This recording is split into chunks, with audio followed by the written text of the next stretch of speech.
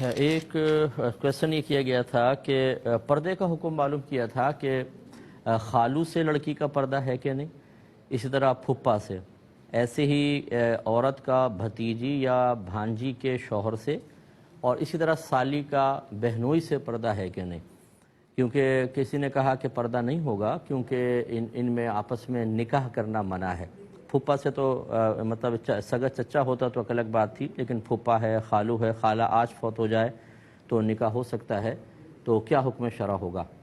دیکھیں، پہلے ایک بات سمجھ جائیں کہ بعض اوقات دو عورتوں کو ایک ساتھ نکاح میں جمع کرنا یہ منع ہوتا ہے، اور یہ لیکن جو حرمت ہوتی ہے یہ عارضی ہوتی ہے۔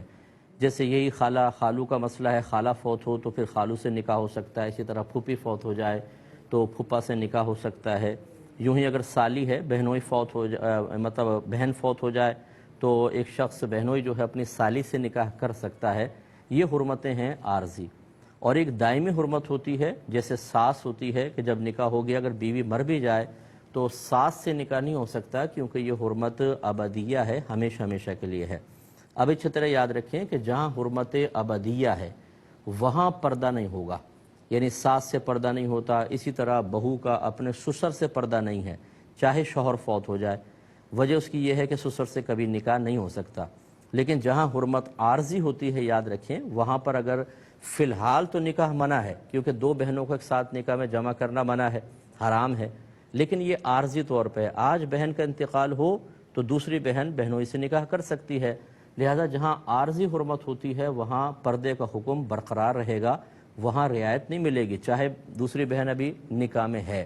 جو اس کو جائز کہے وہ گویا کہ حرام کو حلال کر رہا ہے۔ نبی کریم صلی اللہ علیہ وسلم نے ارشاد فرمایا کہ کوئی بھی عورت مرد کے ساتھ تنہائی اختیار نہ کرے۔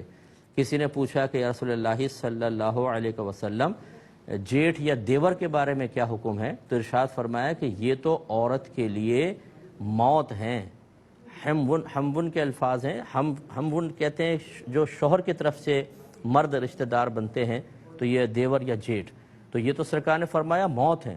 اگر ان سے حرمت کا رشتہ ہوتا، اگر یہ محرم ہوتے، تو آپ خود سوچئے کہ جس طریقے سے سالی بہنوئی کے لیے، اسی طرح بہنوئی کا بھائی کا مسئلہ بھی ہوتا۔ تو خلاصہ کلام یہ ہے کہ یا بہنوئی کے ساتھ تنہائی جائز ہوتی۔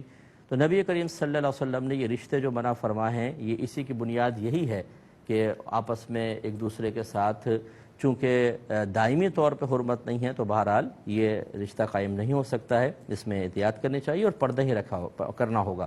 اس طرح ممانی کے ساتھ پردہ ہوتا ہے، کیونکہ آج اگر ماموں فوت ہوں تو ممانی کے ساتھ نکاح شرعاً جائز ہے، تو پردہ کرنا ہوگا۔ ایک کالر مزید ہمارے ساتھ ہیں۔ السلام علیکم۔